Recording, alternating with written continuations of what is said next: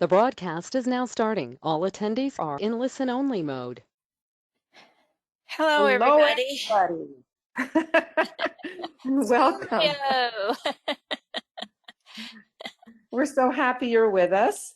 We're excited to do this. It's been a bit of a hiatus for us, with the conference and whatnot, but we're back on track now. And we are going to be talking today about, here we are. Okay, about Cancer and its opposite, Capricorn. So BL and I say hello, and we're just going to jump right into it. Again, if you have any questions as we proceed, do put your hand up, and those that are in the background there helping us out will be able to see that, and we will offer opportunities to access those questions, okay? So it's the fourth sign, and it's the fourth house that is usually occupied by Cancer.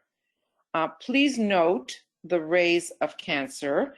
It is rays 3 and 7, and it's cardinal on the mode of cardinality, which is action, and it's a water sign.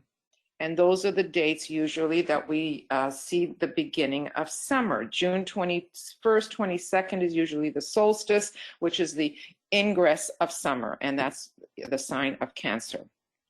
So it represents our home, our family. It is about domesticity. So individuals that are born under this sign tend to be caring. They're emotional because it is water.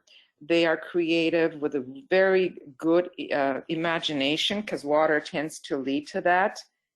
They express sympathy and nurturing. I hope you're noticing also that the words we're using here, or at least some of the words here, speak more to the nurturing, the second-ray qualities of motherhood, and yet the rays associated with Cancer are only rays 3 and 7. So they don't really give us all of these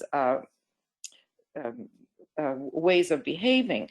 Maybe it's because of the moon, which is the traditional or the exoteric ruler, and its esoteric ruler is Neptune. The moon, as we know, is the mother. It's got the word mother in it, the mother of form. So it can lead to all this kind of emotionalism, caring, being very much like a mother.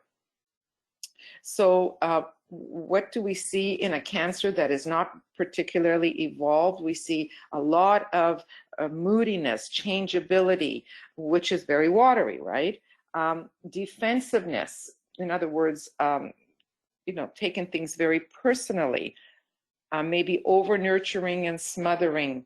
Clinginess is another way we could look at that. And we'll talk a little bit more about some of the attributes associated with this particular sign as we move on to the next slide. So some of the strengths associated with Cancer, as we've already covered, are emotional, water, caring, it's creative and imaginative, again, water, domestic, and security-oriented, protective, sympathetic and nurturing, tenacious, rootedness, sensitive, intuitive, maternal, and has a good memory. Now, one of the really easy ways to be able to recognize some of these attributes associated with Cancer is to think of the crab, which is a symbol for Cancer. The crab, as we know, has these pincers, and when they grab something, they don't let go. So hence you have the word tenacious there. They have good memories. They hold on to things, right? Now, it has an outer shell that's very tough. So it's got that protective shield around its inner, which is very tender and very sensitive. So think of that outer shell as protecting that which is inside the family, inside the home. And that protectiveness especially is recognized when there are children involved. The weaknesses, it's moody, very changeable, maybe can be over emotional and defensive, as we've said, clingy and excessively attentive, and or attached. Again, those pincers will hold on and they don't want to let go. It can be touchy, easily hurt because of the sensitivity. Can be manipulative. You see, Cancer distributes the third ray, and the third ray we know is manipulative.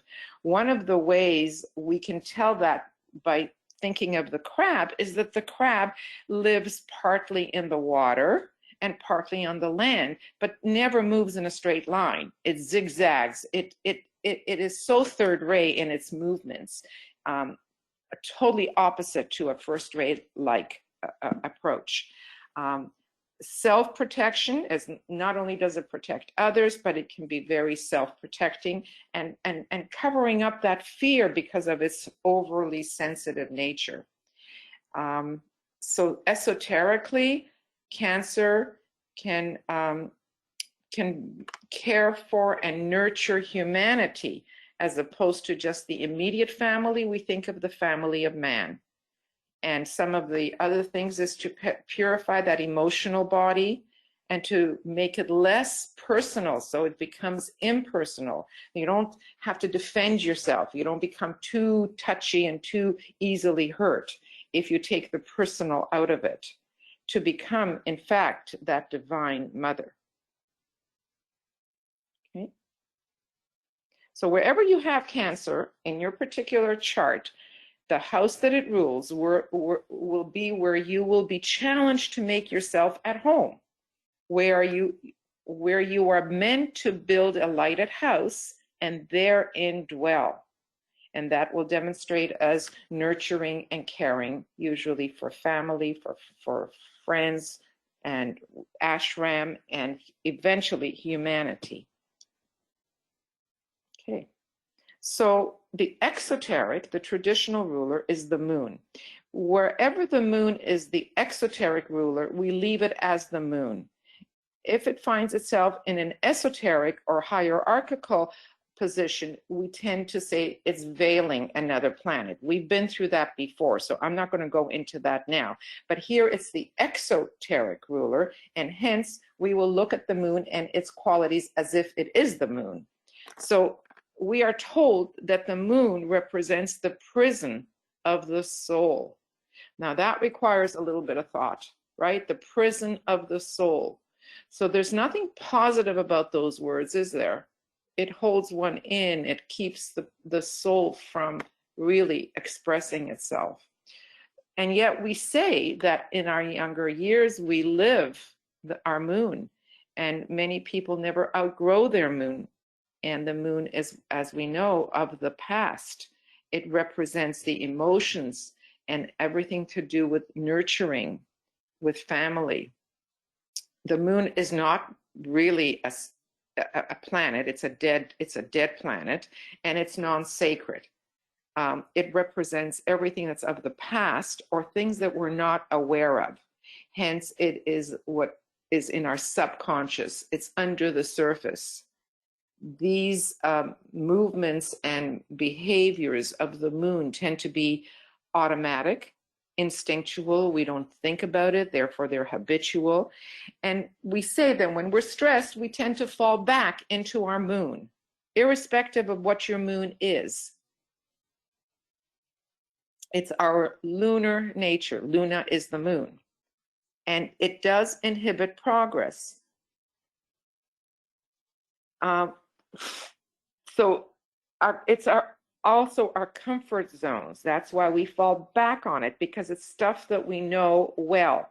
We've either inherited that from previous incarnations, previous expressions, or it is what we do in our early lives. So they're very easily, it's easy to fall back into. It's moody, it's fourth ray. You know, fourth ray is up and down, up and down. It affects our waters. It pulls at us, and we see the effect of the moon on the oceans, on the tides. It pulls in and pulls out.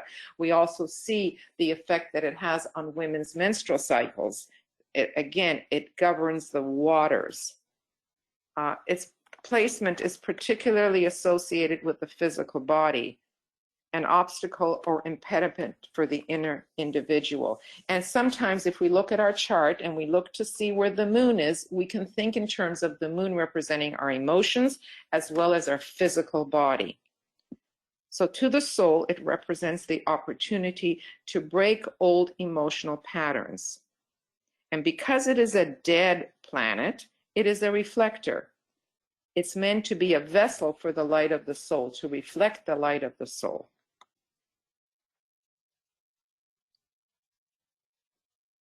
So how does the moon behave in various elements? In fire, it reacts to changing conditions or immediate circumstances with enthusiasm, with direct action. And there's a tendency to leap before looking or even thinking, because this is not a thinking sign at all, or planet, or whatever we want to call it. In the earth, it reacts in a very grounded and steady matter, a fact way. The reaction is so self-contained that often others think that there's no reaction at all. And in the air, it needs to express its thoughts or one's thoughts in order to feel right about oneself. And in water, it indicates the way of reacting, colored by emotional intensity. So you check out your moon, see what element it's in, and that might give you some clues here about yourself. Okay. So the esoteric ruler is Neptune, known as the god of the sea, the god of the waters, known as Poseidon in Greek mythology. It is the the Christ consciousness on the higher turn of the spiral, but we also have even been told that Neptune is one of the names for the Christ, just like Buddhi or Mercury is one of the names for Buddha. It conveys the sixth ray as a personality and the second ray on the soul level. Neptune is a sacred planet. It rules the heart center primarily, maybe the ajna as well. On the some of the negative displays of Neptune is that it's the planet of illusion, of confusion, of deceit, of wishful thinking and escapism. There's this fog associated with Neptune, just like the fog that is over the water sometimes. You cannot see clearly through it. So when you can't see clearly, what steps in one's imagination? There's the dreamer.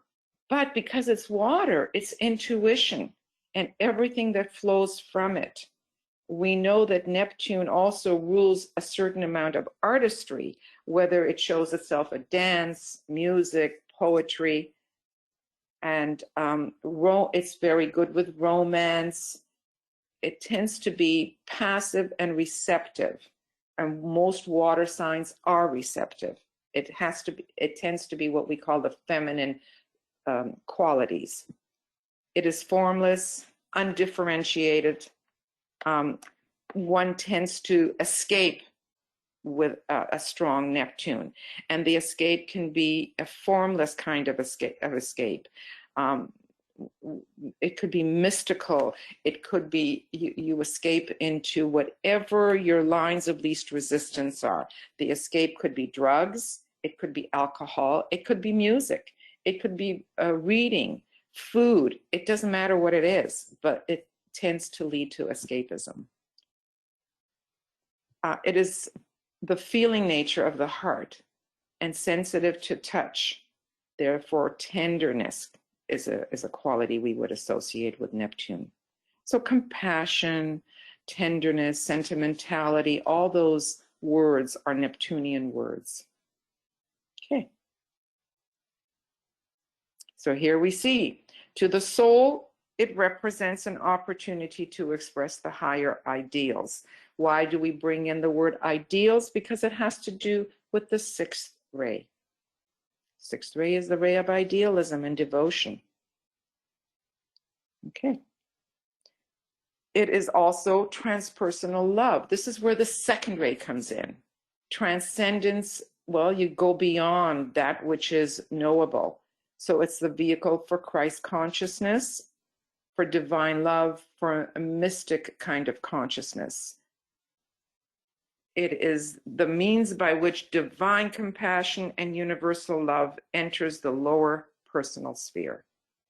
It is Neptune which enables one to begin to coordinate the Buddhic or that intuitional field, and which is the faculty of our intuitive consciousness. So oftentimes Neptune is associated with Buddhi, pure reason, love without borders, unconditional love. These are all words of Buddhi and Neptune for that matter. For regular humanity is the expression of idealistic devotion. That's sixth ray.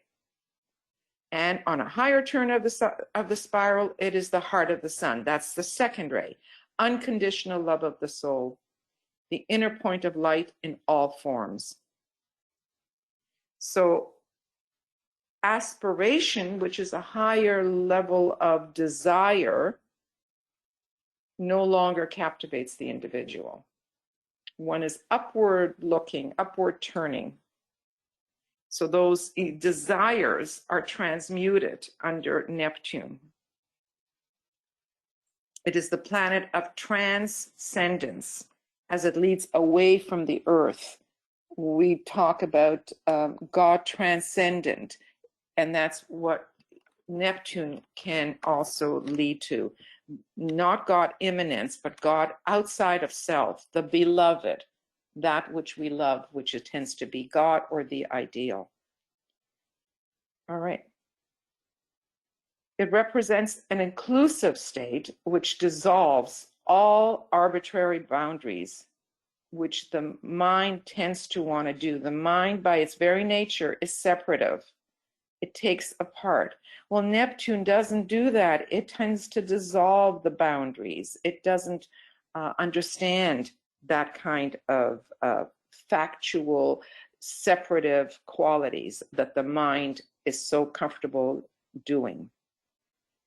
It is associated with the highest functions of the imagination, to place oneself in rapport with the transpersonal realm, known as the waters of life.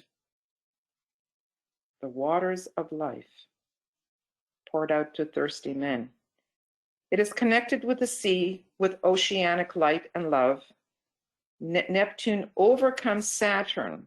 Love overcomes form. Saturn is about boundaries. It's about containing and holding back, limitations. That's what the circles around Saturn do. Well, here comes Neptune and dissolves that, dissolves those boundaries, which is what we're kind of living right now, the boundaries of Saturn. Everybody's staying in their homes, not allowed to really communicate. And now Neptune is starting to come in and dissolve some of those boundaries. It rules, if you can see the even planes, 2, 4, and 6. It also rules telepathy, which is a water element. And it makes an exquisite, sensitive mystic. Neptune dissolves the walls and makes you weak. Whatever normal condition is, when you have a Neptune transit, it can make it un or not. So it can really weaken. You see, the structure is a very Saturnian thing. Well, Neptune can make all of that feel very weak. Okay, so it makes it un. For average humanity is veiled by the moon, because average humanity is not sufficiently sensitive to the higher attributes of Neptune. Neptune, remember, is unconditional love. It's the heart. Well, average humanity may not be there yet. So really their way of responding to where Neptune is in the chart would be as if it's the moon. It becomes active esoterically only when the man does not react to ordinary feelings, to sentiment, or to personality relations as they express themselves through pleasure or pain. Its placement indicates how compassion and universal love can enter the personal life and dissolve all boundaries. Again, that's on the higher turn of the spiral. It has impact when it is transiting other points on the chart. In the transit, it can leave you like a puddle on the floor, devitalized, as if your tools are no longer available there for you. What is Neptune like in the elements? In fire, reacts to changing conditions or immediate circumstances with passion, with sensitivity, with feelings. So we see both sixth ray here, the fire, the passion, and the sensitivity of the second ray of that compassion. Neptune and Earth can lead to all kinds of artistry. And in air, it's dreamy, it's intuitive, idealistic, devotional, transcendent, wishful thinking. In water, it's a strong imagination, strong intuition, sentimentality, and sensitivity. Let's remember this is generational because Neptune is far away, so it takes a long time, I think 14 years in a sign for it to pass on. So many people born in a certain time frame have Neptune in that same sign. So it can really do its work. Okay, so what does it look like as we move from the exoteric planet to the esoteric planet, Moon to Neptune? In your chart, those aspects may relate to reception of spiritual impulse. Without getting personal, but I'm personal, my Moon and my Neptune both are the rulers of my ascendant, which is Cancer, and they're squared. So maybe I do relate to reception of spiritual impulse. I kind of like that. If they are conjunct, you could be fanciful, impressionable, and receptive. If you have harmonious aspects, like a sextile, like a trine, or a quintile, you could indicate you are appreciative, perceptive, and sympathetic. However, inharmonious crosses and quincunxes, even oppositions, would indicate that you can diffuse, can be dreamy, and lax. Not in my case. Okay. And now it's BL's turn. Right. Now let's talk about Capricorn. Yay! It is a cardinal earth sign. It distributes rays 1, 3, and 7. It's typically from December 22nd to January 19th. And it's associated with the 10th house. It's the 10th sign of the zodiac. It's associated with winter naturally because the winter solstice happens the day before we move into Capricorn, doesn't it? The symbol is the goat, sure-footed. You know, he just keeps on, no matter how steep it is, ascending that peak. He's not impulsive like the ram is, but he calculatedly takes his time. That's that cardinal in the earth. You know, he's set on that path and he's going to stick to it. It's the highest point in the chart, the 10th house, where everyone sees you. It's that mountaintop, that initiatory experience, should we make it that far, where Moses, where Christ, where Martin Luther King were. Capricorn rules the knees.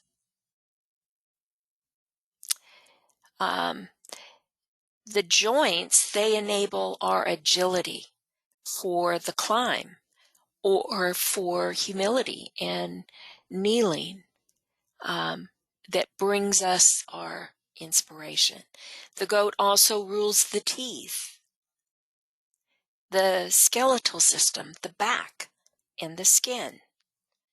The traditional ruler is Saturn, and the soul ruler is also Saturn. But as we'll see in a little bit, they have a different expression. One is more a foundational and a ring path knot, while the other is more an opportunity for the disciple, but we'll get more into that in a little bit. I'm sorry, before I started Capricorn, I wanted to see if there were any questions, and I don't actually see any right now. I don't see any hands raised or anything, so I will continue, but I'm sorry, and if you do have a question, please raise your hand or type it in, and I'll try and be more attentive. Okay, let's look at the strengths of Capricorn. Practical, prudent, ambitious, disciplined, can be patient and careful and cautious. Do you know someone like that? Very careful, very cautious, very slow and methodical as they go through. Can be pragmatic, conscientious, industrious. They have the power to survive and to achieve. Scrupulous, conventional, very businesslike, perfectionist. What do these sound like to you? A lot of them are those 7 ray qualities. Traditional, hardworking, economical. It's a little bit of the ray 3 there, isn't it? Serious and reliable, conforming to the highest law and will. Weaknesses: pessimistic, gloomy, miserly, negative, materialistic, domineering, unforgiving, fatalistic, stubborn, brooding, can be inhibited, can seem cold, status-seeking, overly ambitious, judgmental, rigid, a taskmaster. You know, these are the bosses and the supervisors and the ones standing there with the whip. Get back to work, get back to work. They can be isolated. And Capricorn is considered the most crystallized sign in the zodiac. You know, the rules and regulations really pin you in, and they stop you from going beyond that ring pass knot of Saturn. And so all you do is stagnate and crystallize. Esoterically, the task of Capricorn is to develop the patience and the persistence and the perseverance by working productively within those limits, within the limitation of matter, within the limits of the time and space, in order to progress spiritually. So there's a purpose to that ring pass knot. You can't just breeze through it. You have to be slow and methodical and really learn the lesson there. To become increasingly involved with the forces of light, the hierarchy, and assume greater and greater and greater responsibilities as you expand your consciousness in helping manifest the divine plan on earth.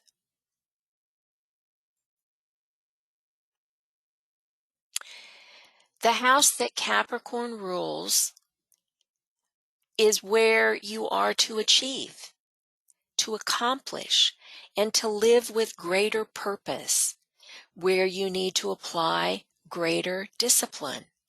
As you can see here, you know, it's structures. It's the discipline of working. It's the discipline of creating. And it's the discipline and perseverance of making it to that mountaintop with the load of wood on your back. Okay, so ray 3, Satan, or any of the various adversaries. It's the Lord of Karma. Chronos, the father of time. It's the past. It's the ruler of the old order. part of our job is to continually progress and not to become crystallized, not to become stagnant. So anything that stops us from progressing is the adversary, is the evil. And that's why it's associated with Satan, and it takes that adversarial position, the enemy. To our forward progression is that old order, relying too much on the past and not moving forward. In the chart, it denotes work, lessons, friction. What we need to overcome. Because that's also our purpose, isn't it? To overcome, to learn how to be better than, and to expand that ring pass knot of Saturn. We cannot go past it until we've fixed whatever it is that we're working on there, until we've cleaned the house, and until we have it in order and can then move forward, can then expand that ring pass knot. Saturn is a sacred planet. It may not seem like it sometimes when you're going through a Saturn transit, but it is. It's the Lord of Karma. It's the imposer of retribution, and one who demands full payments of all debts. Maybe not today, maybe not tomorrow, but sooner or later it is going to catch up to you. That's part of the law. That's part of balancing the books. And that's part of making up from the past. Saturn is very potent. It forces man to face up to that past. And in the present, to prepare for the future. That's the opportunity that he brings us. Such is the intention and the purpose of that karmic opportunity. You're tested under pressure. Pressure is the law of existence, says Master Moira. Times of pressure are what bring us our greatest lessons. It governs the conscious path of evolution. You consciously choose. I have incarnated to learn the lessons that I need to learn this life. That is my conscious decision. It represents discipline, realism, limitations, duty, confinement, because we are held in check. The rings of Saturn, those rings pass not, that's our playpen. And what is a playpen? It's a safety net, isn't it? But sooner or later, we have to go beyond it. Saturn brings you to the crossroads. It brings you to the point where it's time to leave that playpen. It makes us face things in a realistic manner. In the world of form, we can't do anything without that realistic assessment, can we?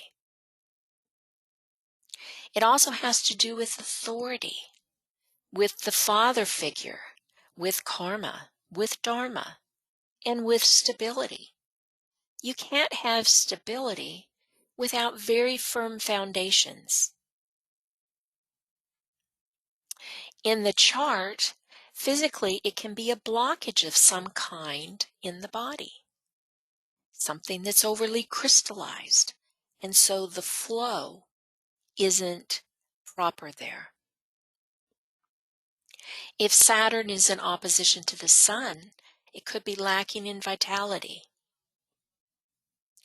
It challenges the vitality in some manner.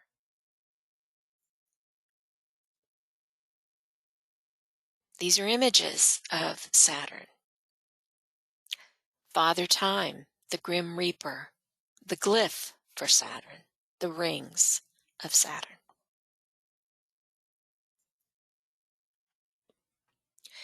To the soul, it represents an opportunity to live within the greater law, to balance the books. We have to see what that greater law is, though, don't we? The disciple sees Saturn as a great teacher, the god of opportunity, and not simply the deity who brings disaster, which, in its way, is a disciple's best friend. Then he truly is on the path of discipleship. It teaches us how to handle those disasters, how to move beyond them.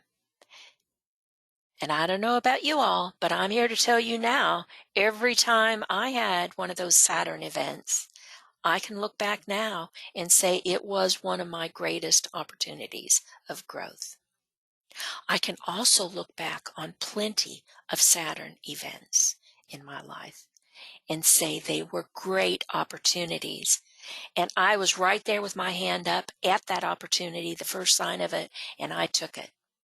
And boom, moved right on past that ring past knot until I met the next one. So Saturn indicates one of the most important methods by which the soul tests the fitness of the personal self for the further reception of the transpersonal influence. The method of how we deal with adversity or resistance. It can indicate the location of tests of our personal responsibility, of the areas of crystallization from the past that we have to break through, the opportunities for purification, and I cannot emphasize this enough, the opportunities for growth. It forces the creation of a solid, stable foundation of tangible personal accomplishments so that fresh access to that transpersonal influence is not going to be wasted. So that opportunity is available and we recognize it. So Saturn to the soul is our friend. Saturn can be regarded as that planetary dweller on the threshold. What's that? That's all of our past, everything we haven't overcome yet, that meets us full face, that we have to still redeem. It's considered the eighth sphere, the sphere of disintegration. Those who have identified with matter and have not used love in this universe. In other words, they had the opportunity to grow, to expand, to join the hierarchy, but they didn't learn the lesson. They didn't experience the love of the hierarchy. It is the exoteric ruler, and as such it can be considered to bring misfortune or loss because of the adversarial position that it takes in life. It's considered in traditional astrology to be one of the malefics of the two planets, and Mars and Saturn. But it isn't that. I mean, you don't need to fear it. It's an opportunity. It brings you growth. Esoterically, Saturn is the guardian of the gate of initiation. He works closely with the Lords of Love, offering that opportunity to demonstrate wise choice, correct decision through adversity, and how to clear difficult situations and crises, how to pass the tests. Placement within our chart, it's going to be a type of energy that is rather restricted. It's going to represent an effort to be able to use it in a useful manner. The element is usually expressed in one's work, for this is a way of giving a definite focus in a concrete way. Remember, it's associated with with Capricorn, with the 10th house, and that's the house of work. He is the Lord of Karma, and in the chart it indicates how and where the soul will try to bring the personality life into line with divine law.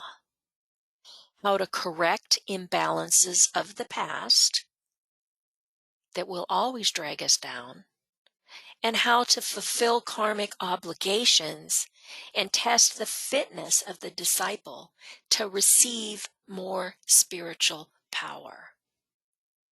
If we're going to bust through that ring pass knot, we're going to get that greater responsibility. We're going to need that greater spiritual power. Are we able to handle it? Are we able to use it wisely? We don't get it until we are. This is where our lessons are learned. Saturn in the elements. In fire, he needs to stabilize the identity. And the real work here with Saturn in a fire sign is to create new forms for their self-expression. Saturn in earth. He needs to stabilize the efficiency. It's important to express efficiency and reliability in the work. Saturn in air needs to stabilize one's understanding. And Saturn in water, emotionally restrained, but very emotionally sensitive. You need to make a concentrated effort to express their emotions with discipline, focus, and self-acceptance, and containment. I have my Saturn in water. It's in Scorpio. But I don't have a problem with all this emotional sensitivity, as you'll see a little later on why. Okay, Eva, over to you. Okay, so before we actually start to put it all together, Cancer and Capricorn are part of the cardinal cross. And it is this cardinal cross that really creates what we call a chart. You already have been introduced to Aries and its opposite Libra, and they create the horizon line of any chart.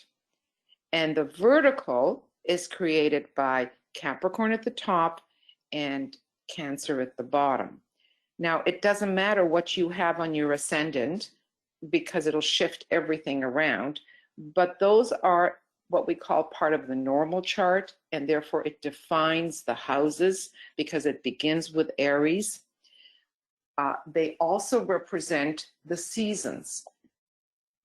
Aries represents the spring or the vernal equinox, and as we move down to Cancer, which is at the bottom at the IC, and that it represents summer solstice, and that's of course in the northern hemisphere. It's the opposite in the southern hemisphere. And as we continually move around the chart and we get to where Libra normally would be, that's the equinox, the autumnal equinox, and then up to the top is where Capricorn would be, and of course that's the winter solstice in the northern hemisphere. So they are the foundational crosses that affect the entire chart and therefore create the openings or the gateways into the various seasons as we know them. Here we see Sorry, you want me to go back to that? No, we see, I had my eyes shut, so that's fine. I'm looking at the expressions here we have from Oliver Wendell Holmes. A mind that is stretched by a new experience can never go back to its old dimensions. And the other one is the master has failed more times than the beginner has ever tried. The master has failed more times than the beginner has even tried. So that's reaching the mountaintop of experience. And it's all about growth and experience and continually evolving and moving forward. Okay, let's move on. So what we have here is outlined the different triangles. So we see the Ray 3 triangle, of which these are the signs associated with it: Capricorn at the top, Cancer at the bottom, and Libra off to the right-hand side. And that is the west. Libra is on the west, it's not the east because it's reversed in the chart, right? And then the Ray 7, we have Aries. Again, we have Capricorn and Cancer, creating the triangle for the 7th ray. Okay, now you'll remember that the rays were very similar. Both of them convey Ray 3 as well as Ray 7. Capricorn also has a 3rd ray, which is Ray 1. Therefore, it's associated with the law. And Moses up at the top of the mountain receiving the law is the perfect example that we have to demonstrate that. Okay. Now, we've done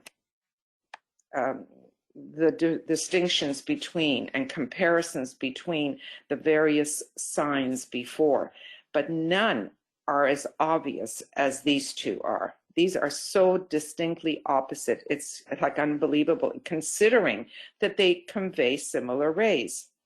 Cancer is instinctual, whereas Capricorn, there is a conscience. We have heard this expression from Blavatsky: matter is spirit at its lowest point, while spirit is matter at its highest point. So you see the difference between the two. Cancer is associated with the mother and is maternal, while Capricorn represents the father and is paternal. The father can be very strict. The mother can be very lenient. Mother is known as mother of compassion, and Kuan Yin is the representative of that, whereas Sanat Kumara is the Ancient of Days. Cancer, remember how defendant Cancer was? It's the defender, has to do with compassion. Capricorn, because it has to do with law, is the prosecutor, justice. Cancer is home and domestic duties, whereas Capricorn works so much better in the office and has professional duties and can rise to become the CEO of a company. In Cancer, you have family traditions, while in Capricorn, it's the law of the land. Now, both signs have to do with gates. They are an opening into something. In Cancer, it's the gate of rebirth. This is where humanity, we are told, was birthed. While in Capricorn, it's the gate that leads us into initiation, the top of the mountaintop. In Cancer, it's imprisonment through incarnation. We know that the soul is imprisoned in the form when we incarnate. Whereas in Capricorn, it's liberation, because as you are initiated, or especially when you reach those highest initiations, the soul is not so much attached to the form, and the form becomes secondary. It just becomes a tool, a vehicle. So it's liberation. It's also learning to come off the wheel of samskara, the wheel of rebirth. So the struggle between soul and personality is focused in Cancer, while the struggle between soul and personality is ended in Capricorn. Why ended? Again, has to do with initiation. And not everyone that has Capricorn strong in their chart is necessarily going to reach the mountaintop. It's more symbolic and something to aim toward. In Cancer, remember those pincers, which require us to hold on. It's attachment, it's dependency. And in Capricorn, it's detachment. It's total independence because of that first ray. Cancer is soft, it is emotional, it's receptive. It tends to be the feminine qualities, whereas in Capricorn, it's the masculine, non-emotional, hard, assertive.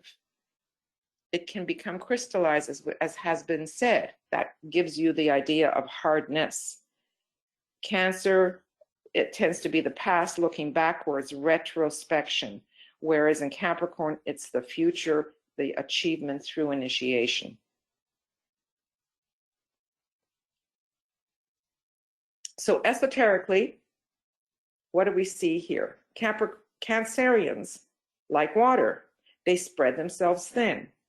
So we have here the mothering, the nurturing energy that can tend to give too much. It is a restless sign, ray 3, and natives can move often. We are even told that, I remember one of my teachers used to say to me, if you have Cancer, then you are good with a bank account. You know how to handle money. Whereas Capricornians, did I say something wrong here? No, I typed something wrong there. Okay. Sorry. Okay. Capricornians, on the other hand, they concentrate their forces and they can become very fatherly, very disciplinary, very disciplined, with disciplinary energy and action. They can be restrictive, but it is a hardworking sign because they are ambitious. They want to succeed. So success and doing the best that you can is innate within Capricornians. They're able to endure hardships, and they do their duty. So organisms, they say here, harden into becoming organizations in Capricorn. Okay, so this was exoteric. So we see Cancer and Capricorn, one being the nurturer, the other one being the authoritarian. So growth is from within with Cancer, while Saturn and Capricorn enforce external limitations. So again, we have to look exoterically. We're told that certain parenting styles can inhibit the behavior of children. For example, if a child grows up with insecurity, it compensates by having no or unrealistic standards. Later on, the child can grow up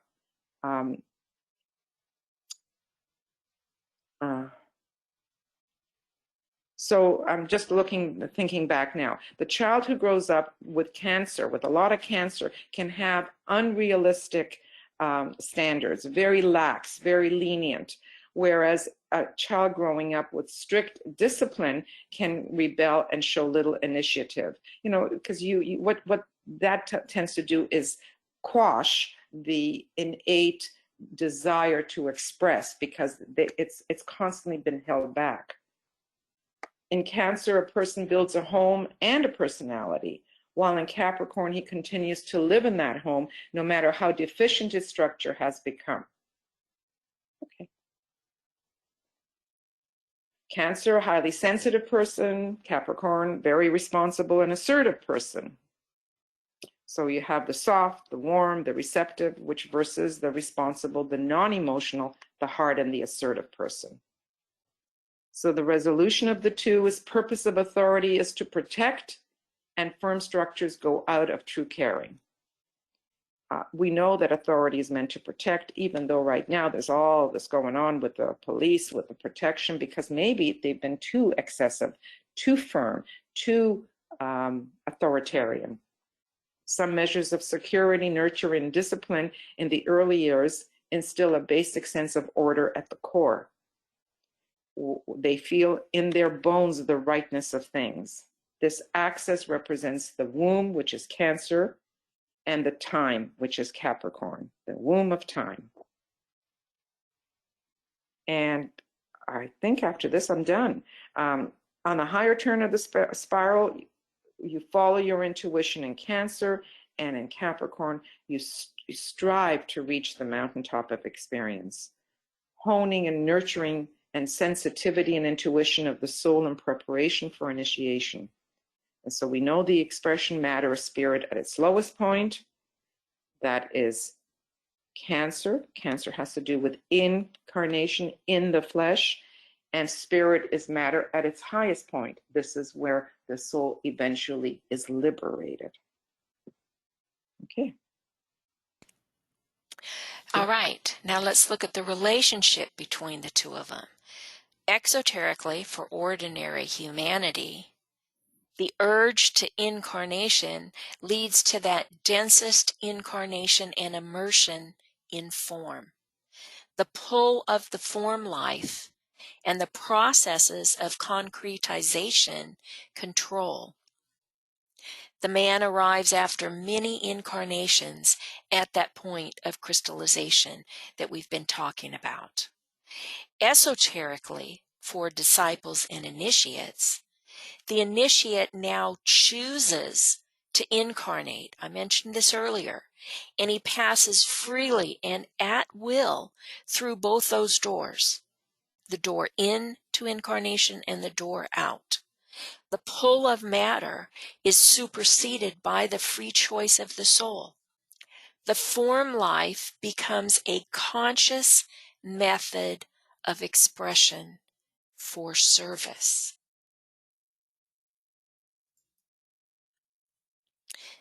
They have points of cooperation.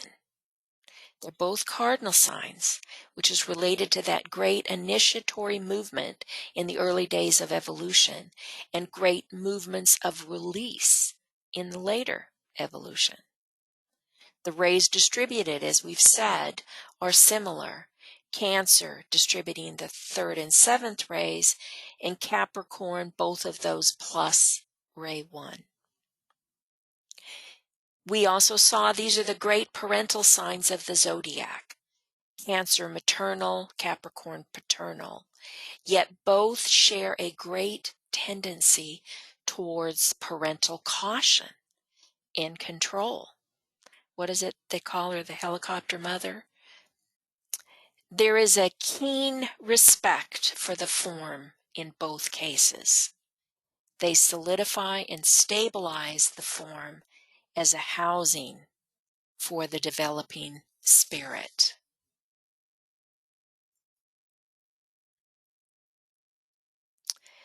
They're both also associated with life and death processes, or birth and death. They're both signs of life. Cancer, life upon the physical plane, and Capricorn, life within the higher dimensions. They're both equally signs of death.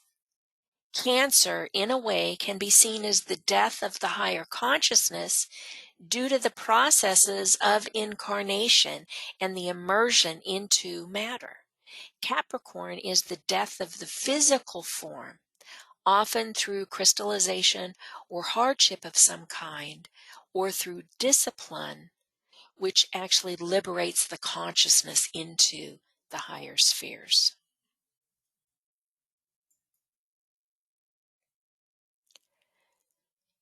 Just as the sun, wait a minute, am I off? I think I skipped one here.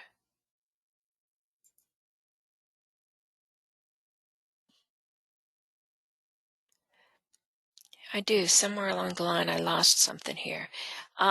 They both provide the power of manifestation. Cancer at this time being the preeminent conduit of ray 3, while Capricorn is the major conduit of ray 7.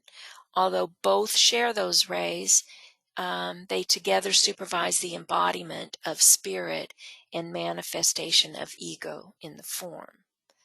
From a higher point of view, these signs represent the forces of obstruction, making incarnation difficult. Great lunar forces, the Moon and Cancer, captivate the spirit in form. Remember, that's the prison of the soul. And the laws of matter, Saturn and Capricorn, can also prove obstructive, setting the boundaries and that ring pass knot. Remember the playpen? That's what's happening here. But it can prove to be obstructive to us at times. They both have to do with karma, hereditary karma, relating specifically to Cancer and the Moon, or the law of karma and retribution being directly related to law enforcement through Saturn and Capricorn.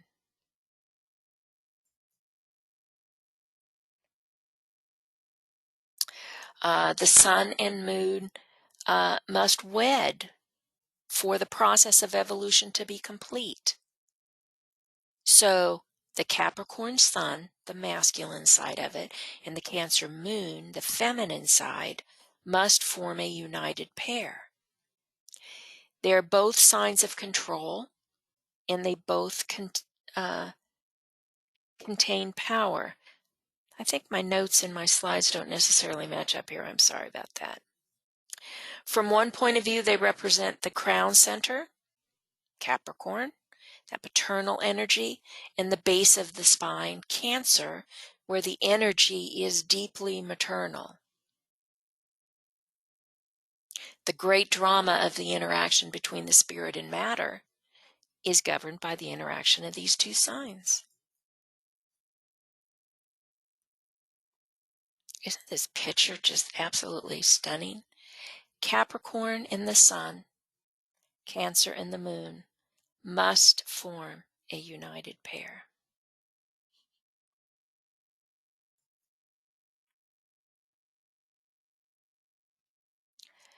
Yeah, my notes didn't match up to, I went through most of this.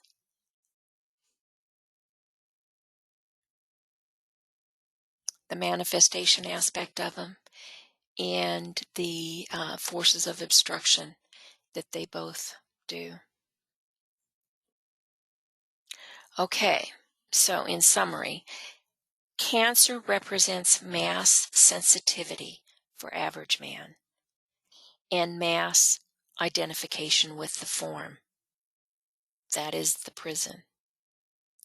For a disciple, it becomes service to the masses. Capricorn can be extreme characteristics of the worst and the best type. Ambition, crystallization, struggle overcome, transfiguration at the top of that mountain. Initiate consciousness. Should we be lucky enough at the time in our evolution to make it to that point. And it represents the unicorn of God. Cancer is developing intuition and sensitivity. Capricorn develops spiritual awareness and eventually brings us to that initiation. And together they are the gates in and out of incarnation, as we've said before. The axis that eventually needs to be balanced and then synthesized, the joint purpose, is honing and nurturing the sensitivity and intuition of the soul in preparation for that initiation. In time and space, the controlling factor and determining condition is the sensitivity of the incarnated soul to form life, leading to incarnation through the door of Cancer, or to soul life, leading to initiation through the door of Capricorn, as DK tells us in Esoteric Astrology.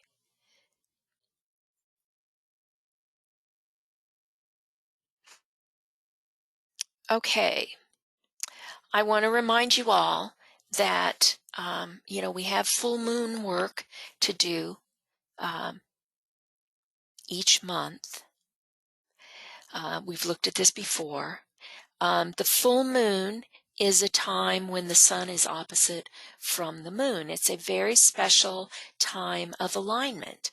The sun, the moon, and the earth all line up in perfect straight line, just like you and I as we sit in meditation and try and bring about the alignment of our vehicles and soul. That's what's happening at the time of the full moon. The energies of this sun-moon axis and their signs can be contacted with greater facility, DK tells us, enabling humanity to approach the planetary hierarchy in a manner that is not available at other times. So, during the Cancer-Capricorn full moon, which we'll have, I think 5 July is the date, we're going to want to look at the energies that we've got here that we've looked at quite a bit right now.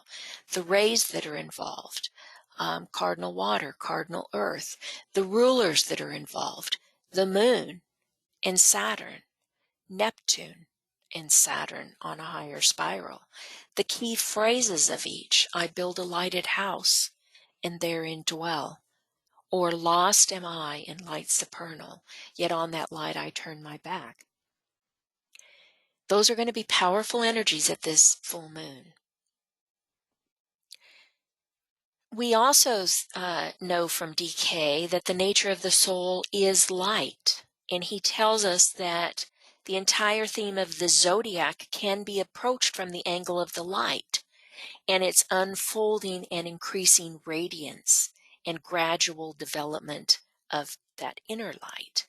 So at the time of each full moon, we encourage you to align with other light workers around the world in support of the work of the hierarchy, and there's many different avenues to do that. You can do it with Michael, with Tuya, with Lucis Trust, with your local full moon group,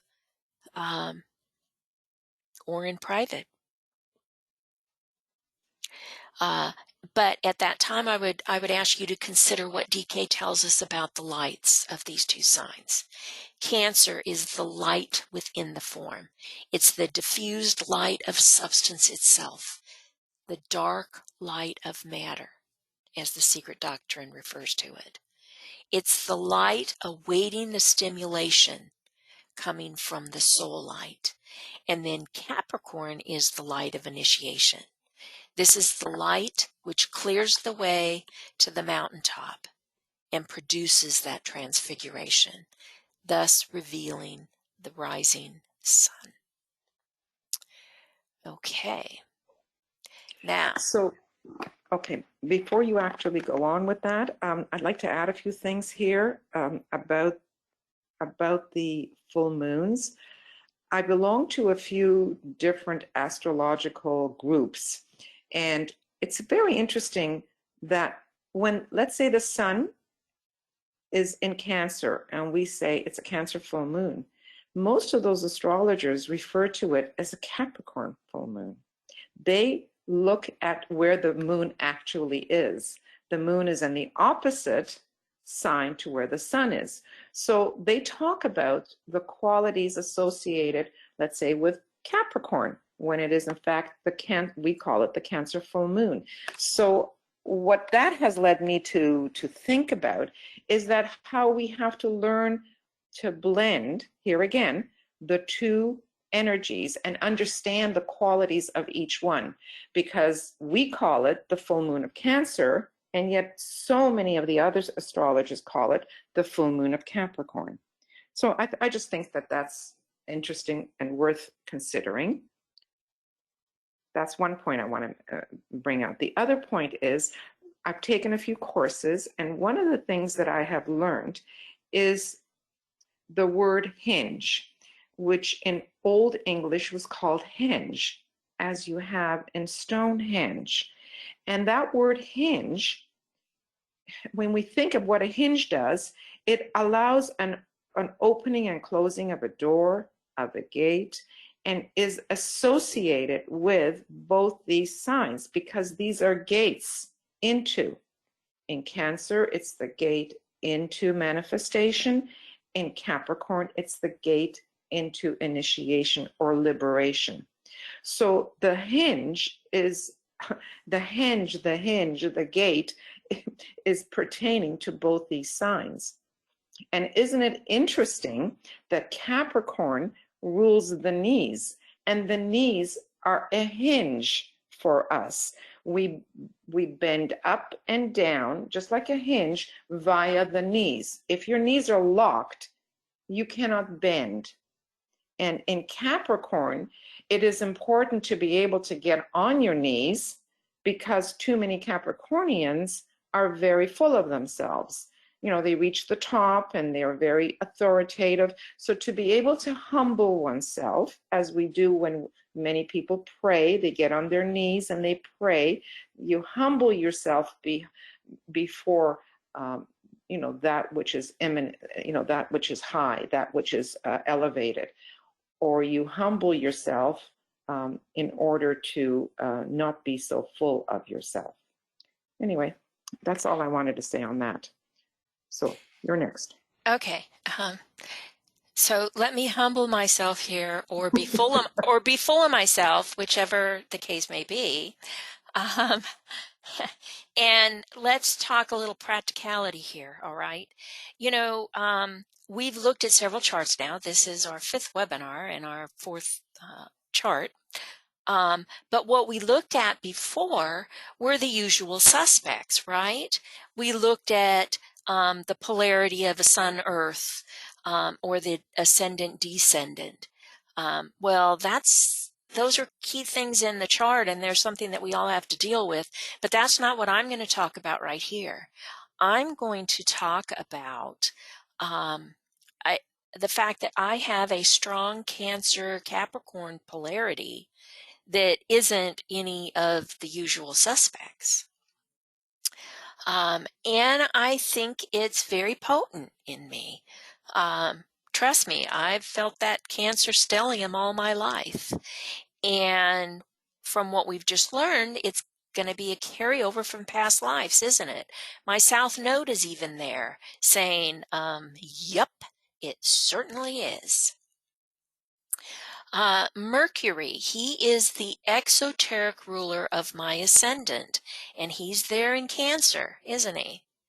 Mercury right here. And what is he? He's semi-sextile, my ascendant, that he's ruling there. So while Cancer and Gemini don't actually have that much in common, they're neighbors, so they're going to be friendly and they're going to be sociable.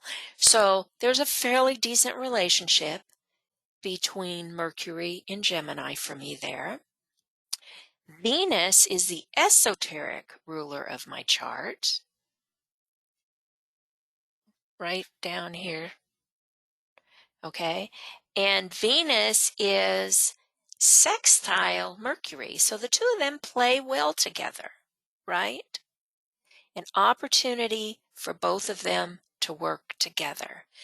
But Venus, as the ruler of the esoteric ruler of my chart, is square my ascendant, which means they're in a challenging position.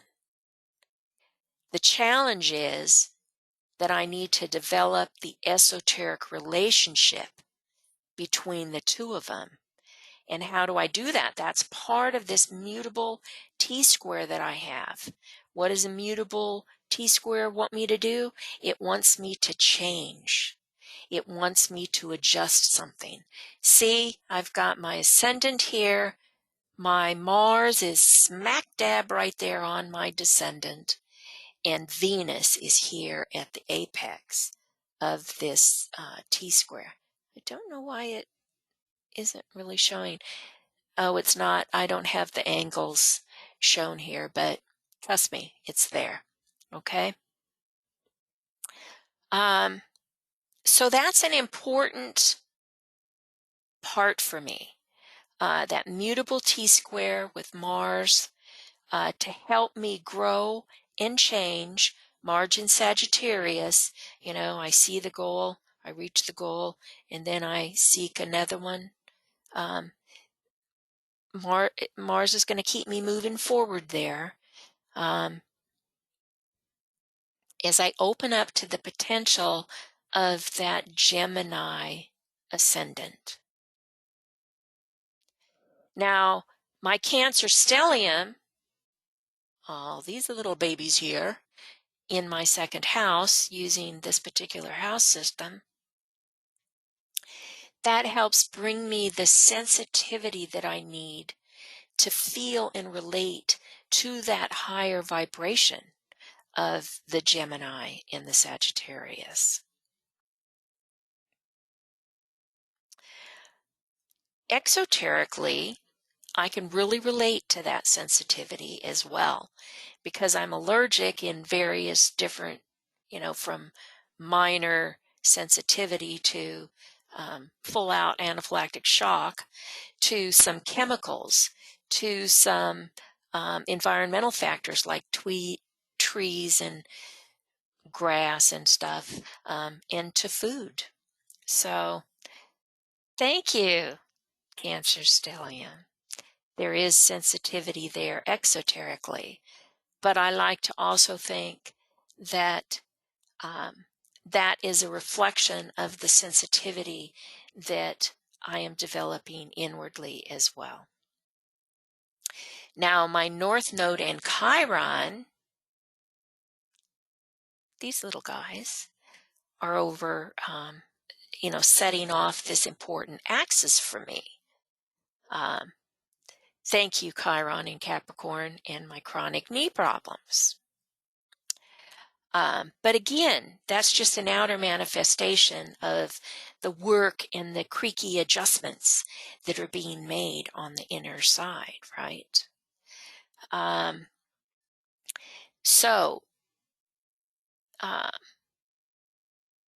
The two rulers of Cancer for me, the rulers of this stellium, are both in Libra, the Moon and Neptune. And not surprising, there's two cardinal T-squares there, isn't there? The nodes in Jupiter to the Moon, and my little Bopsy twins here opposite Chiron and Neptune. So they're working together, the exoteric and esoteric rulers, because they're conjunct. It's a little wide, but they are conjunct. And these two cardinal T-squares form, you know, a dynamics within my chart. Neptune, the esoteric ruler, is square Mercury and Uranus, as I just said, but he's also trine my ascendant. So what that does is that ties in that mutable T-square that I have with the work of this second cardinal T-square that I was telling you about.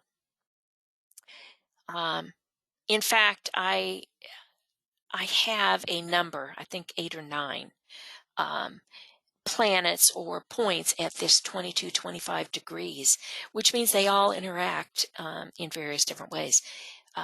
And that can be good and that can be bad. You know, there's dialogue between everybody in my chart and everybody else.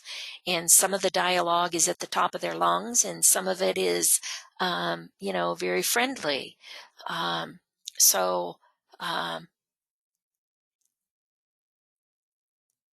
Anything that happens to one point is going to end up happening to another in some degree because they all are, you know, 22, 24, 24, 24, 23, 22, 25, 24. Thank you, everybody. Playing well together.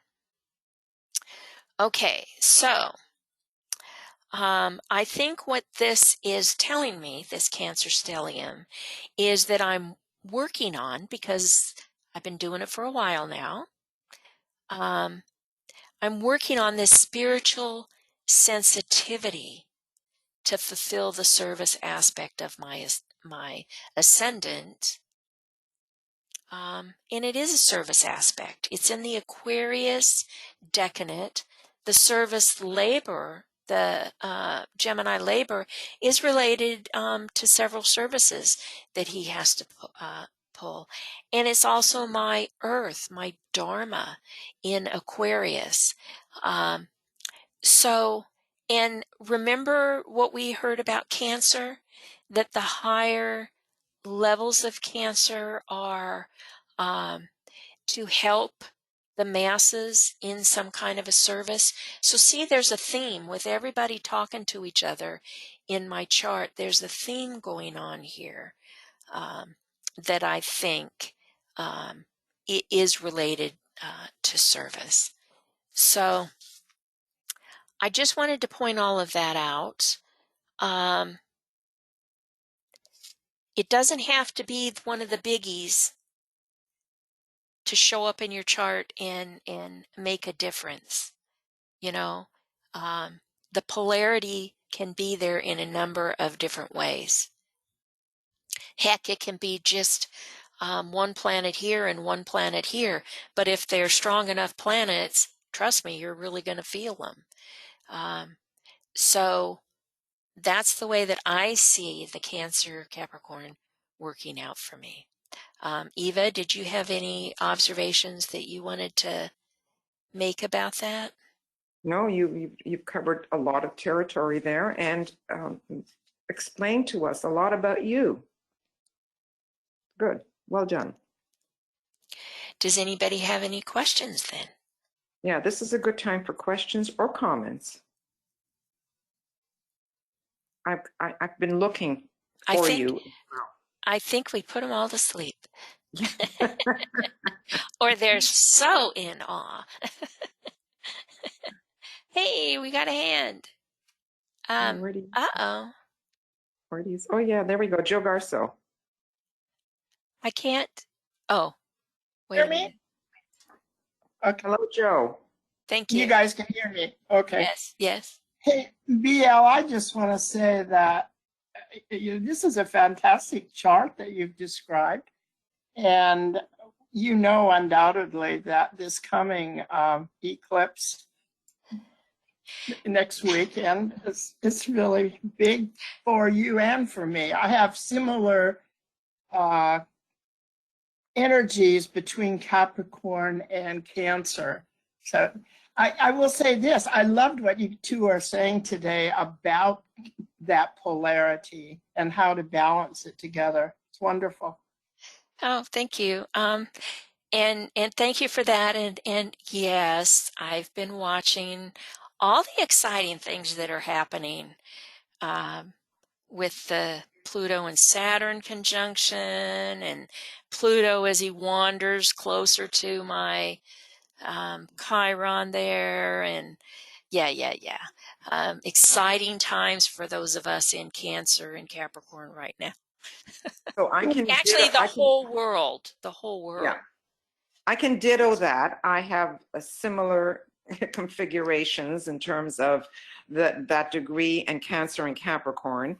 And so, yeah, we have been affected by the Pluto and Saturn conjunction. And now that it's Eris and Pluto squaring each other at 24 degrees. And guess what? You have your Mercury and your Uranus at 24 degrees. And so, and your Chiron. So, I mean, all of that is being affected, and your Neptune at 23. So yeah, it's not an easy time for any of us, well, the whole world, like you said, but specifically it affects your chart. Yeah. Yeah, and then of course, it's going to be a in conjunct between my natal Pluto and it's a fun time, but it's a opportunity, a spiritual opportunity to transform. Now, in what way I'm going to transform, I don't know, but thank you, Joe. Okay, now I thought I saw another hand. Well, there's one at the top, and it's Anne. You have And several questions also. okay. Okay, I thought I saw Nantony's hand up too, but okay. Is Anne unmuted? I'm having a little difficulty here with the, okay. Anne needs to unmute herself, maybe. Yeah, she's self-muted. Now she's, I think, okay, I'm going to step away from the button. Michael, can you unmute her? I am trying to, and it's not working.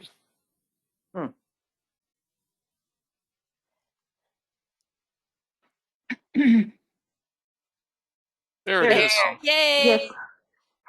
Thank you very much for all your effort to unmute me. Yeah, I remember because you DL say about the Saturn that it really brings the lessons for us to learn, and was that you say that like if we learn the lesson, then will Saturn will he bring more lessons in one life? I mean, if the ring path not is the same in one life, or it will expand once we learn the lesson. Mm-hmm.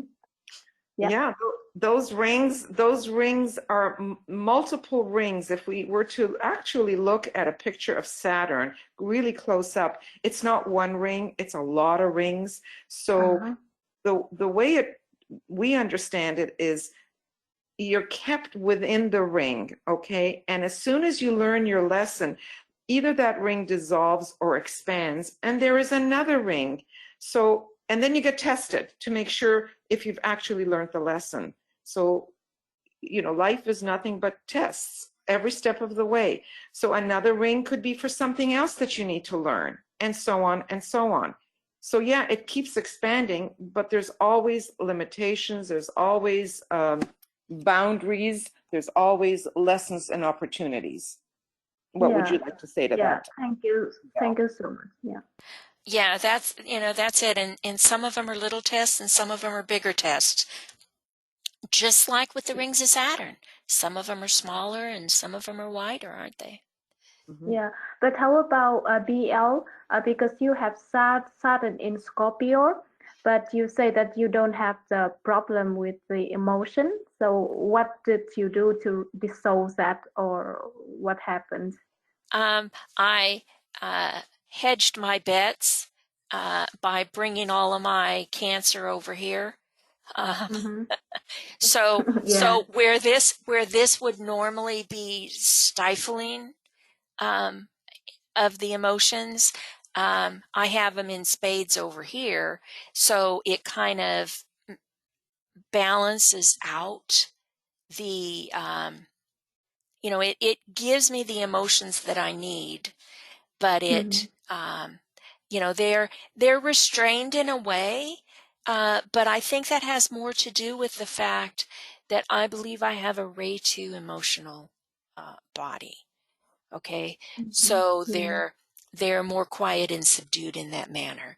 I make up for it with a Ray 6 personality, but that to me is more about the passion and the injustice that I see for other people. It's not about a you know, a personal thing. Although I say that, and what did we learn about Cancer? That they can be extremely sensitive and you can hurt them real easily, overly sensitive. Yeah, I can be that way. I try not to show it. My little Saturn marches himself out there, and all my Cancer planets are going to cry inwardly and not make an outward fuss. You know, what is it with the Ray 6 astral? I don't get mad, I get even. It's not so with the Ray 2 astral. You know, it's a much quieter thing. So I hope that answers your question. Yeah, that's great. The Ray 2 astral would feel hurt, and would feel hurt way before they feel anger. I can also relate to that. It's just so much easier to be hurt than it is to want to fight back and be reactive. Right, and to Yeah. curl up and come in on the self. And I have to tell you guys, with this Cancer stellium, I could so easily be the hermit. I mean, I am in my element with this lockdown. You know, I would say I'm hiding in my cave, except it's not a cave. My office has windows everywhere and trees everywhere, and but I would be a very private person. I would be a Howard Hughes, a hermit, if it weren't for the fact that I have that in-your-face Leo sun that pushes me out in public, and that Gemini, I know no stranger, ascendant that pushes me. So there are so many different things that balance the some of the tendencies, but boy, I feel them. I love being a hermit. So, and I think I had a question on that. Let me see. Yes, Yeah, Yvette wrote, Yvette, what is that stellium in your second house teach you? that's exactly what it teaches me. It teaches me, number one, to be a hermit, because that's what I love. But number two, it teaches me the importance about being sensitive to values. You know, that second house is one of resources and values.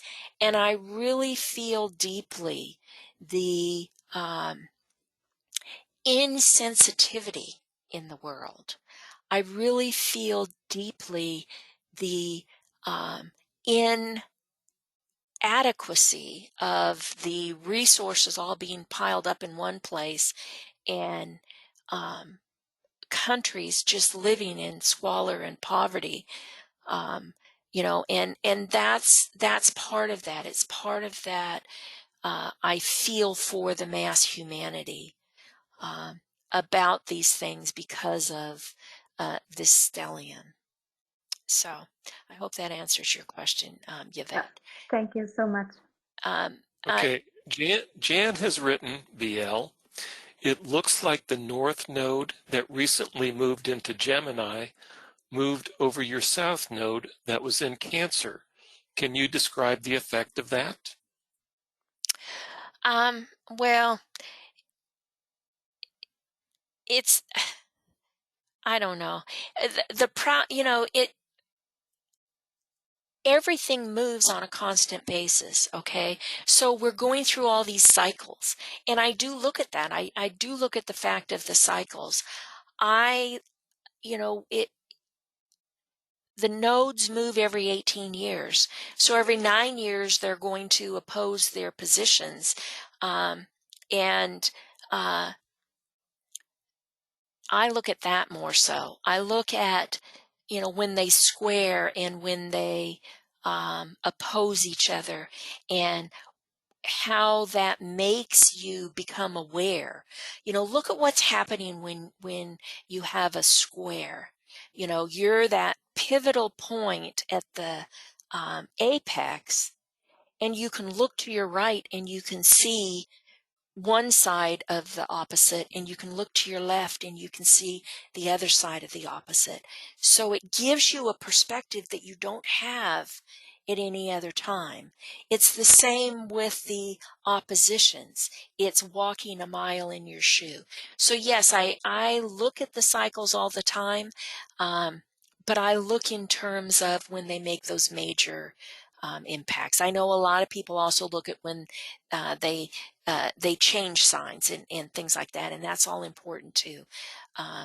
But I like the idea of the rhythm of the cycles that they all form when they square their natal position, when they oppose their natal position, when several of them are doing that together at key points in our life, like age 42 and age 50 and age 63 and age 84.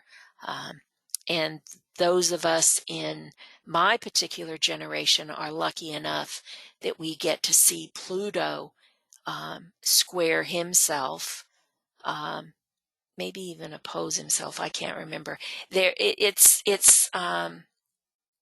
know, he moves very irregularly.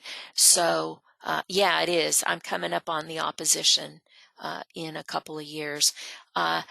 He moves very slowly through some signs, and he moves very quickly through others. And so our generation is lucky enough that should we live in our 80s, we're going to get a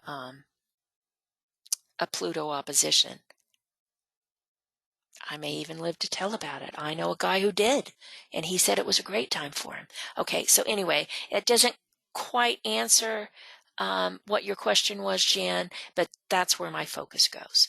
Okay, and then we have another comment. Oh, Jan added, is North Node and the Ascendant interchangeable in form of terms? Do they always mean the same thing? No, they mean two different things. The Ascendant is, it's our outward persona, exoterically and esoterically. It points to, in some fashion, our soul purpose. The North Node is a karmic point, and it shows a spiritual direction esoterically. Exoterically, it shows a karmic direction. So I can see how you would think that they are kind of related. And basically, everything in our chart has multiple duties. But they're not necessarily identical. So Just to point out here that the nodes are points. They're not really planets. They form when the ecliptic and the equator meet. Wherever they meet, they're known as the moon's nodes, and they are only points. So we look at them in terms of direction. We go in that direction, or we bring this from the past. Whereas the ascendant has to do with a sign or even a constellation and has many more qualities associated with it. And the key notes associated with with the ascendant is what we really need to focus on. So in Gemini, it's, I see my other self, and in the waning of that self, I grow and glow, or I glow and grow. And one would have to really, take that into consideration, into meditation, and really focus on the higher qualities of the Gemini and incorporate that into the personality so that the purpose of the soul is ingrained more into the personality. It becomes more integrated. And also, I want to apologize to everybody. Nisa has pointed out to us that it would have been helpful if we had have given you the handout early on so you could have taken notes on it. I think I did that last time, and I meant to do it this time, but we had the conference in between, and my brain isn't what it used to be. I forget things very easily now. I'm sorry about that. We will, of course, give you the handout when we post the recordings, but I could have made it available to you earlier so you could have taken notes on it, and I'm really sorry about that. Okay, Yeah, Natney has had her hand up for a long time, and then we'll go back to the questions, okay? Natney, can somebody unmute her? So There she is. I'm unmuted. I'm unmuted now. okay, you had Can a you hear me? question? Yes. I have a question. It takes me time to formulate a question. I've always I saw that you say that there's a dark light of matter, and the other light is the light of the soul. Is it the brilliant light of the soul? Is that right?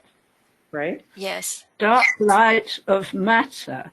When we say seal the door where evil lives, is he Oh, is that door? No, seal the door, isn't it? Right, right. Seal the door where evil dwells is part of the great invocation. Yes. Is that sealing the door of the dark light? I don't think it is. My understanding of it is that's sealing the door of the evil, whether it's the evil within us that we're transforming into a higher purpose, or the cosmic evil that the Dark Lodge, that the hierarchy is working on sealing. Both of us are working on that. Humanity as a person and humanity as a whole is working on sealing that through things like the Great Invocation and raising our consciousness to a higher level. And then the hierarchy is working on, the Black Lodge aspect of it and sealing it. But that's different. What they're talking about here is matter is the form, and we have to irradiate that matter with the light of the soul. And we use the matter. The matter is the form. It's the vehicle that we use. And when we radiate it, we're raising it. We're taking the devas that form the matter, that form our vehicles, and we're elevating them when we're elevating our consciousness. And we're doing that through our soul light, where we change the light, the dark light of matter, through this irradiation of the soul light. Do you see the difference there? Yes, I do now. Yes. Yeah, I was lost in half of what you were saying, but I see that. Thank you. Okay. Thank you. I've written it down, so I won't. So let me just add a little bit to that as well. Please don't. I can't take it. I'm tired. Okay. How long have I had focusing? A long time. Sorry. That's okay. That's okay. This might be of interest to others, however, and that is that the dark brothers, the brothers of the dark, they work on all our three vehicles. And they, whenever we have glamours, whenever we have the thoughts of separativeness,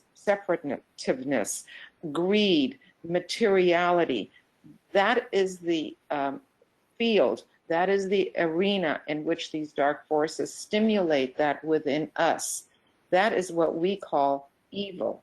So we want to seal the door of that. So the more people become aware of consciousness, aware of soul, the more that light of the soul starts to infuse the vehicles, and thereby is not open to all this, the forces that these dark brothers have, and how they stimulate that. We're seeing a lot of this evil come to the surface right now in the world, but at the same time we are seeing more brotherhood, more compassion, more caring, and that is the light of the soul that is affecting the light of matter.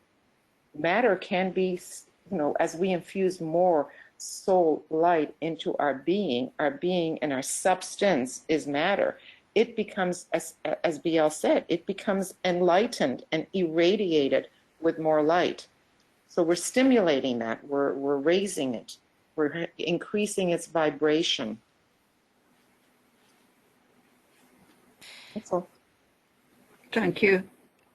Yes, thank you. Okay, now I'm going to go back to the questions that we have, because we have a number of them. And Jessica, like I just answered, Nisa, my apologies. I am a space cadet. We copy these, we don't reinvent the wheel every time we copy. This is a whole series webinar events. And for the Gemini one, I did include the handout. I got the bright idea that you guys would probably want it early, and I forgot to do it for the Cancer one. So yes, those of you who've looked at the handout, it's the wrong one. I will put it there with the recording, and I will put the next one in there before I have another senior moment and forget to do it for the next webinar. And then I'll write myself one of those little sticky notes and put it on my mirror that says, don't forget to do this for the one after that. So I'm sorry, that's my fault. Now, Helen, you say my son was born on 22 July on the cusp. I do not see many Cancerian aspects, but many Leo aspects. When on the cusp, can the person go either way? Less Cancer and more Leo. Yeah, I actually think that's probably true. I've noticed that myself in people on the cusp, whether it's an ascendant or the sun. Plus, the other thing is, we look at progressions, we assume that as we age, we're learning things.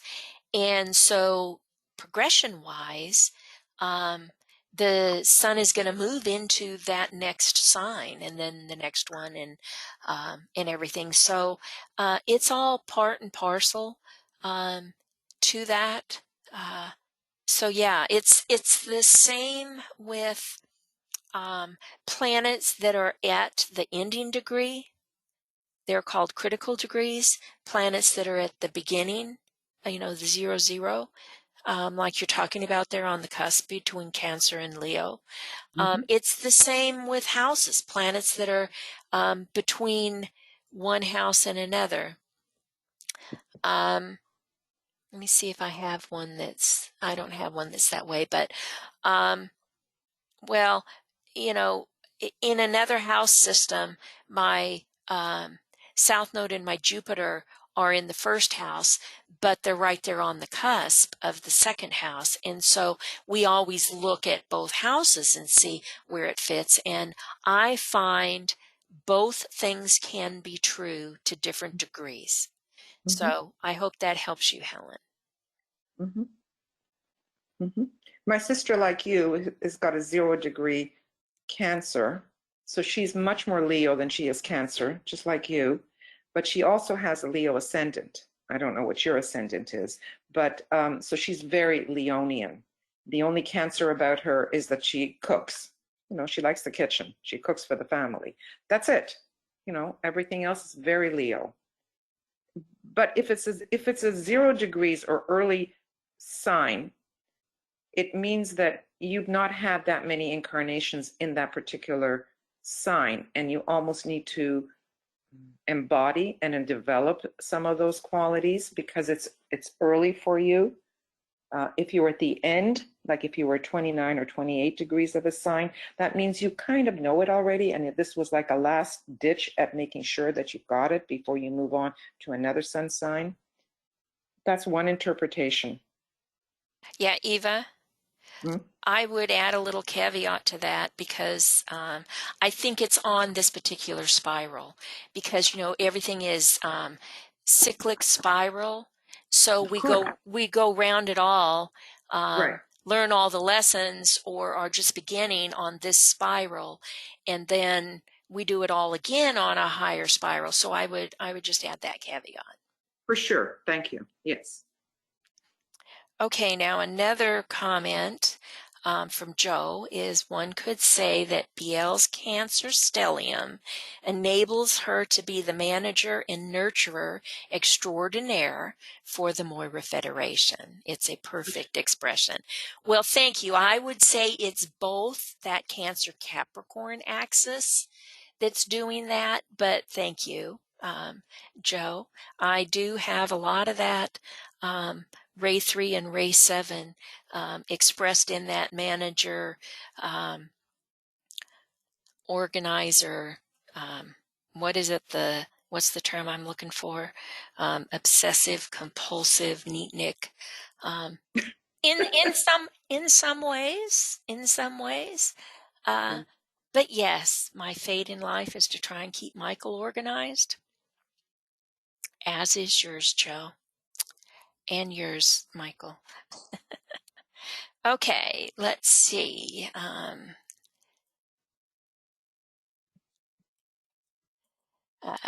Nisa says, my daughter has a similar stellium in Cancer on the ascendant and includes her Cancer sun. She's facing a health challenge and is happily flowing with the lockdown as she was already in hermit mode. Oh yeah, I can understand that. And with both the Cancer sun and the Cancer ascendant, oh yeah, that's her happy place. Sorry about the health challenge, but hey, it is the world that we're living in right now. And with all these Cancer-Capricorn transits that are going on. So, okay, you shared the Gemini. Yeah. Karsten, again, I'm sorry. I'm so sorry. I didn't even notice that that was still there. That's my bad. And I will share the data. I will put the slides with the recordings like I always do. Sooner or later, I'll get my act together. And Joe was just saying how organized I was. Fooled you, Joe. Let me see. Margarita, is there software available to calculate the amount of rays in charts? I'm new to your classes, but a long time theosophist and an amateur astrologer.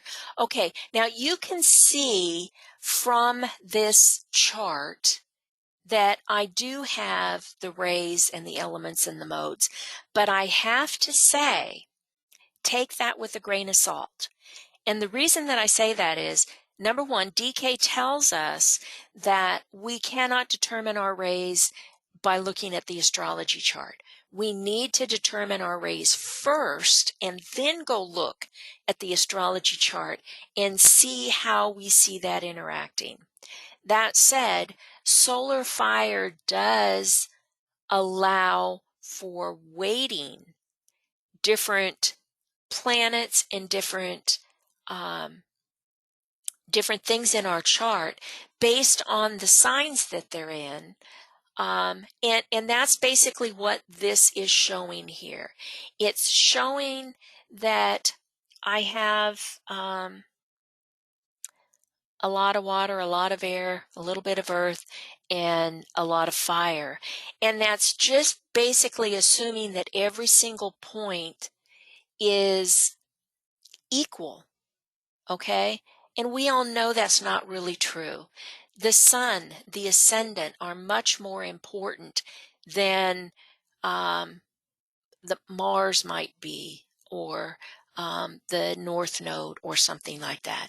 So this is kind of a false impression when it says, you know, I have a lot of first ray. Well, that's because I have some Leo here and I have some Capricorn, and both of those transmit the first ray. So does Aries. I have nothing that I'm showing in Aries right now. Second ray, I have a second ray soul, and look at how tiny that little puppy is there, right? I do think I have a lot of third ray, but the reason that this is so out of proportion here is because of my Cancer stellium, my Capricorn, and my Libra. So it's a false impression. It looks cute, but again, I have to say you have to take that with a grain of salt. But this is solar fire that I used to create this.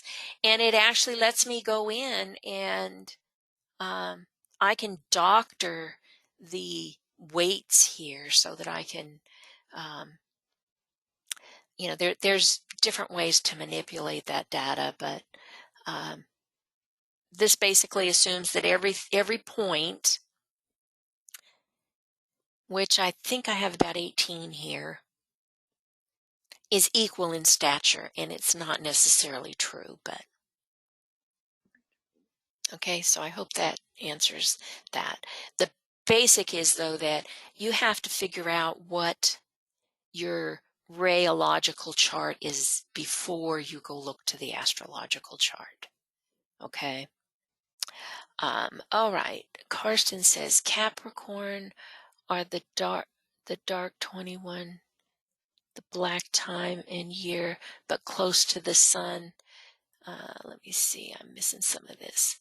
Capricorn is the I read dark. that, and as I understand that it's the darkest time of the year. Right, right. But close to the sun. Cancer is in the summers, the longer days must be far from the sun. Well, it's that Tropic Cancer, Tropic Capricorn, and the tilt of the earth that gets involved there. That's what has to do with the darkness and stuff, is the tilt of the earth. I think Karsten is also referring to the elliptical orbit of the Earth, where at one time of the year during summer in the northern hemisphere, we're farthest from the sun, and yeah, but I think in December, yeah, I think that has to do with the tilting of the Earth on the axis, more so. Yes, you're right. We have an elliptical orbit, but I also think it has to do with the way the Earth is tilting, and but anyway, yeah, you're right. Capricorn is part of the darkness, the darkest time, especially I think for you, Karsten, because you're at the northern latitudes there. Not so much for me, as I'm closer to the equator. But yeah, that makes a difference too. And I think your point might be that it's exactly the opposite of what those two lights were. But again, that shows the interaction of the axis, and that's the whole point that we're trying to do, is bring in the similarities and the dissimilarities between the axis itself, because it's a dynamic line between them. No earth signs here, and it's just particularly helpful to my process. Yeah, I can relate with the very little earth, but I want you to know, I have the Capricorn, and I have a little bit of Virgo here, but then I also have stuff in the earth houses. My Cancer stellium is in a earth house. So again, there's more than one way to balance the energy and come up with that representation in your chart. So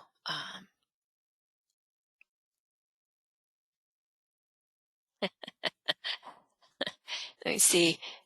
Jan says, I think this Neptune moon alignment is hitting us exact right now. Yikes.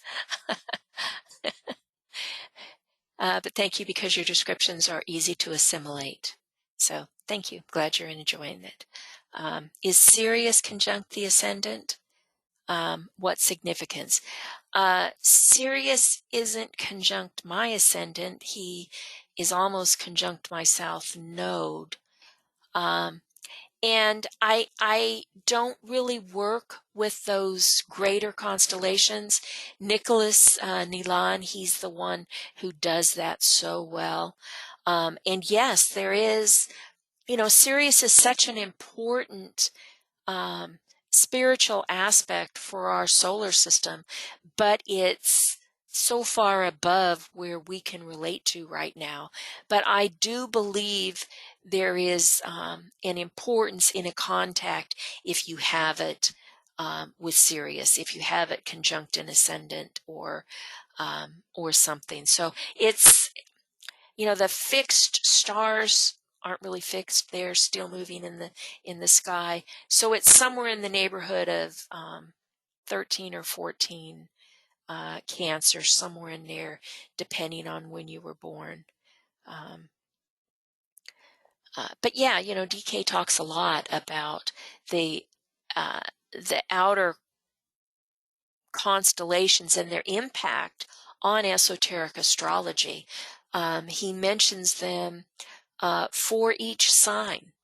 He mentions 3 constellations that are related to each signs. And then, of course, he mentions the triangles that are formed from the outer constellations in some of our planets within our solar system.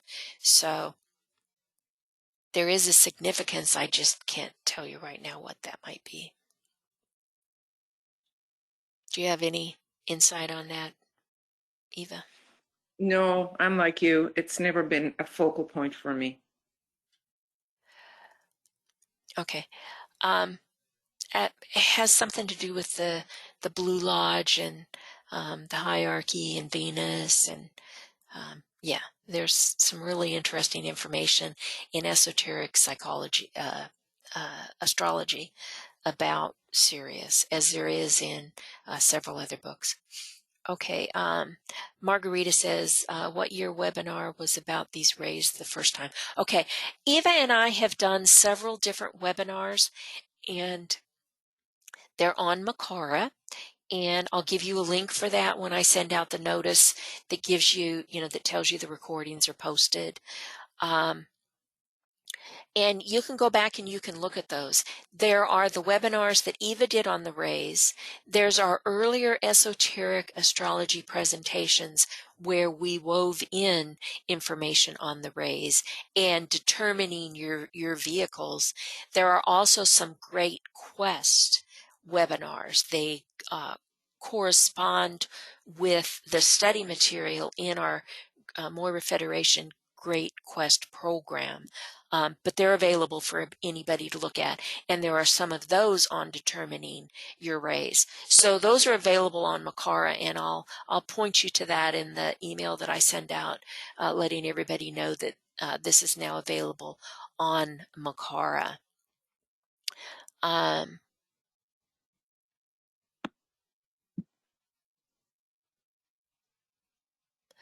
It was an answer. We also close the door where evil dwells. Well, yes, we do personally. We have to work on our own evil as we close the door where evil dwells by raising our vibration. But hierarchy also has and a point in that with the cosmic evil and the Black Lodge. So it's a concerted effort. Every person has to do it in their own sphere. They have to do it as humanity as a whole has to do their part, the group work, and then hierarchy has their part in it too. So it's a very important part of the great invocation that hopefully we all are connecting with our triangle groups and saying daily, because it's a very important mantra to use. So, okay, I think that is the end of the questions and the end of the hands. And wow, look at the time. It was a great, wonderful presentation, BL and Eva. And the next webinar in this series is July 11th. That's a Saturday.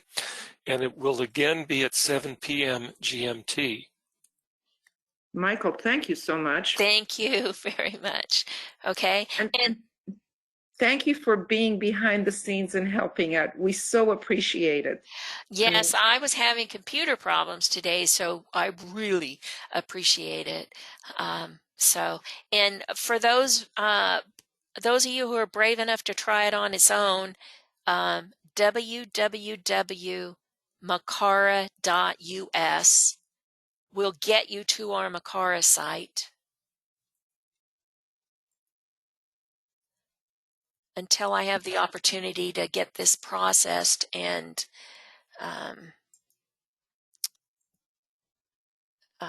get it out, which is going to be in a couple of, okay. I stopped the recording. Okay, here we go. Makara.us. And then you can see the Ask events, the full moon events. We're under the MF webinars, the Moira Federation. This is where this recording will go. Click this link here. These are our prior webinar series. chart delineation, astrology and chart delineation, the Great Quest webinars, and the 7-ray in esoteric astrology that Eva did. So lots of stuff there. You can navigate around the top. Michael Robbins' commentaries, his Tapestry of the Gods series. Oh, excellent books on trying to figure out your rays. The important Ask events, the compilations. You want to check on a series. All that's there on Makara. So www.makara.us will get you to our master index. Okay, so thank you, everyone. Thank you all. We'll see you in July. Bye. And thank you, Michael.